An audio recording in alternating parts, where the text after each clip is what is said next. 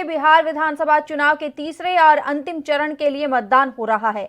अंतिम चरण में 15 जिलों की 78 विधानसभा क्षेत्रों के मतदाता विधानसभा में अपना प्रतिनिधि चुनने के लिए मतदान कर रहे हैं। 78 विधानसभा क्षेत्रों से कुल 1204 उम्मीदवार अपनी किस्मत आजमा रहे हैं। इसी चरण में सिमरी, बख्तियारपुर और मधेपुर सीट पर भी मतदान हो रहा है। सिमरी, बख्तियारपुर से विकासशील इंसान पार्टी के मुखिया मुकेश सहानी और मधेपुर से जन अधिकार पार्टी के अध्यक्ष पप्पू यादव चुनाव लड़ रहे हैं।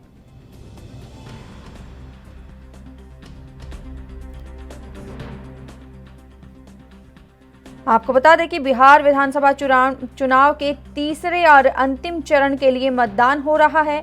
अंतिम चरण में 15 जिलों की 78 विधानसभा क्षेत्रों के मतदाता विधानसभा में अपना प्रतिनिधि चुनने के लिए मतदान कर रहे हैं।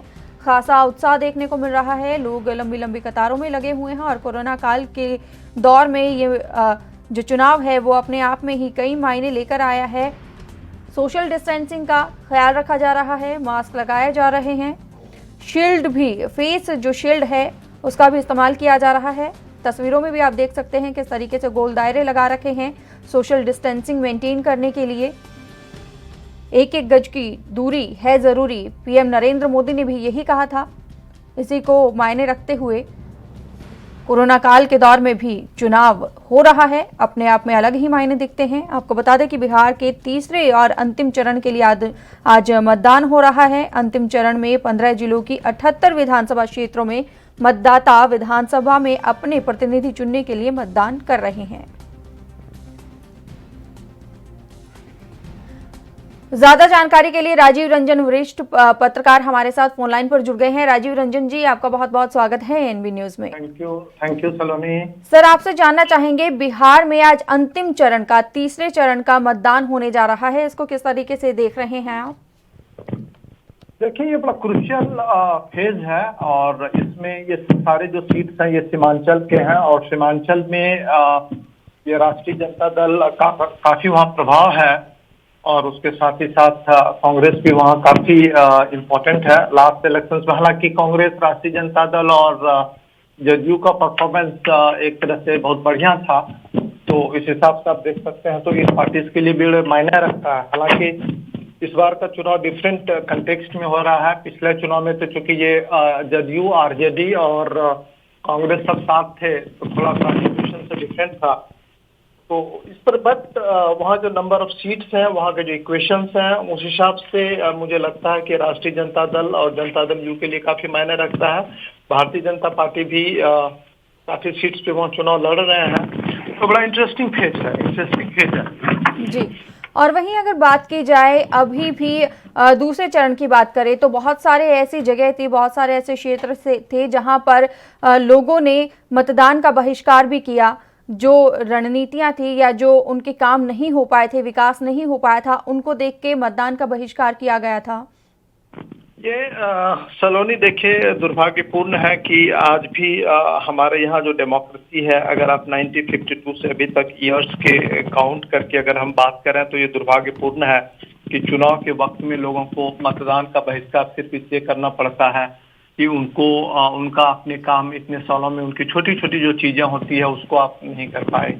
तो यह कहीं ना कहीं इस बात को इंगित करता है कि हम लोगों की जो बेसिक नीड्स हैं, उनकी जो समस्याएं हैं, उसके प्रति हम कितना असंवेदनशील हैं।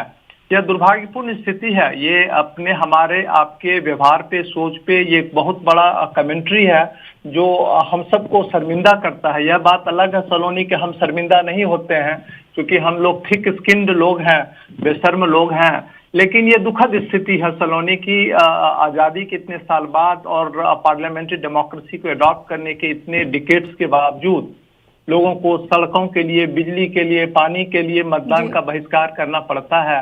मैं मानता हूँ ये शर्मनाक है, बाकी लोग नहीं माने तो ये उनका प्रेरोगेटिव है, लेकिन एक पत्रकार और एक्सपर्ट के रूप में आप अगर मेरा व्यू ले रही हैं तो मैं कहूँगा कि ये बहुत ही दुखद स्थिति है।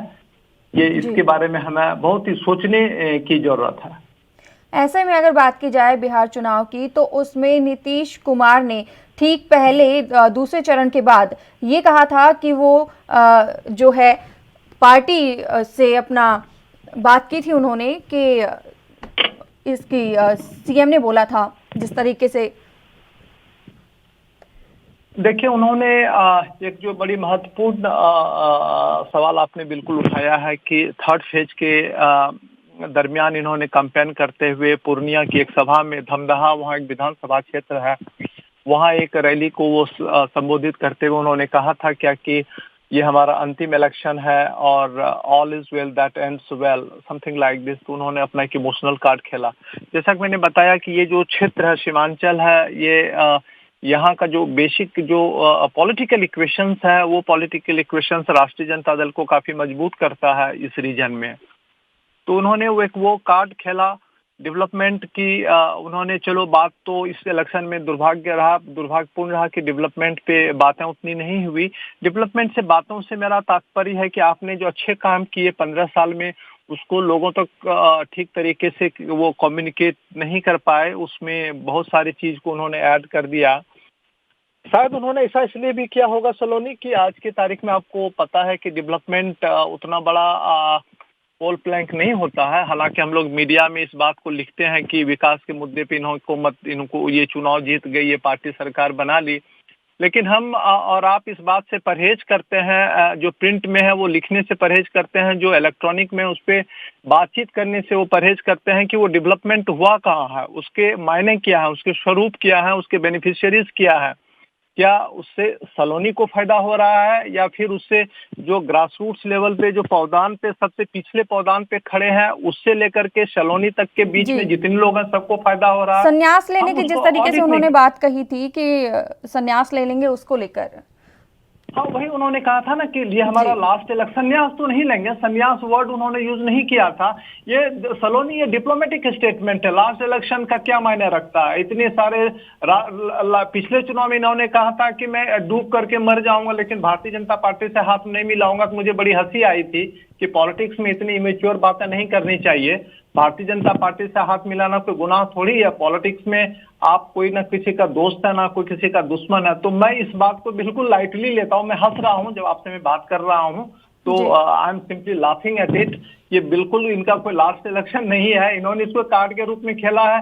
फिर आप देखिएगा अभी चुनाव ये कहते कि ये अगर यह कहते कि हमारी एनडीए की सरकार बनेगी भी तो मैं चीफ मिनिस्टर नहीं बनूंगा, किसी यंग लीडर को मैं मौका दूंगा, तो थोड़ा सा बात समझ में आती। क्या चुनाव है? फिर ये देखिएगा लोग इनका, मान लीजिए मैं मान लेता हूँ सलोनी की ये ठीक है लास्ट इलेक्शन है, फिर ये हार गए, अगर मान लीजिए चीफ मिनिस्टर नहीं बने, लोग इनके यहाँ जाएंगे, कहेंगे कि नहीं जी आप रहो जी, फिर कहेंगे नहीं जी लोग कार्यकर्ता का दबाव था इसलिए मैं आ गया हूं और मैं राष्ट्रीय स्तर पे काम करूंगा। तो ये सब चीजें बचकानी बातें हैं सलोनी। मुझे नहीं लगता है कि इसमें कोई खास दम है। मैं यह मानता हूं कि जब तक उसमें सामर्थ्य है नीतीश जी में, जब तक लोगों में के बीच में उनकी एक्सेप्टेबिलिटी है, 80, 85, 90 साल तक जब तक ईश्वर के पास से वो जिएंगे, राजनीति में रहेंगे और उस चुनाव लड़ते रहेंगे, हारते रहेंगे, जीतते रहेंगे। और ये सब बातें बकवास है कि हम ये हमारा अंतिम इलेक्शन है, at least I am not convinced और मैंने देखता है नहीं रीजन के ऐसा होने जा रहा जी। अगर आपका पर्सनल व्यू जानने की बात करें तो जिस तरीके से तेजस्वी यादव भी एक प्रतिपक्ष नेता उभर के आए हैं इस चुनाव के दौरान, तो उसके बारे में क्या कहना चाहेंगे आप?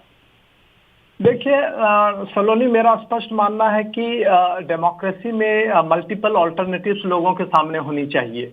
आप किसी एक आदमी का अगर उसका कोई ऑल्टरनेटिव नहीं है डेमोक्रेसी में, तो वो फिर डेमोक्रेसी ना होकर के वो एरिस्टोक्रेसी बन जाती है, वो हेजिमोनिक अरेंजमेंट हो जाता है।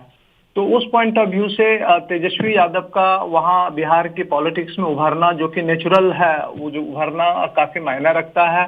बिहार के लोगों के सामने एक ऑल्टरनेटिव है कि आप उनके तरफ देख सकते हैं, वो नेतृत्व दे सकते हैं। और पिछले 2 इलेक्शन में इन्होंने काफी मेहनत किया। इस इलेक्शन में तो खैर ये आप सबको पता है कि तेजस्वी यादव वर्सेस अदर्स रहा और इन्होंने महागठबंधन के स्टार कैंपेनर के रूप में काफी मेहनत किया और करीब उन्होंने 180 रैलीज की। आज मैं अखबार में पढ़ रहा था, तो अच्छी बात है। पॉलिटिक्स में इस प्रकार के लोग आना चाहिए। चिराग पासवान की भी एंट्री बहुत बड़ी है। भारतीय जनता पार्टी में भी काफी यंग लीडर्स अब हैं।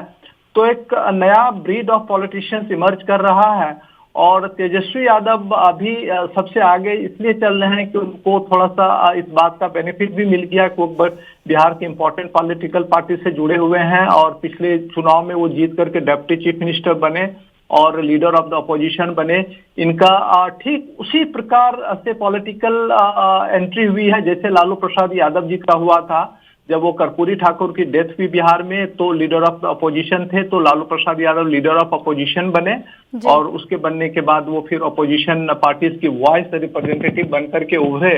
और आज की तारीख में मुझे लगता है कि bye and large Tejashwi Yadav का भी वैसे ही एंट्री हुई है।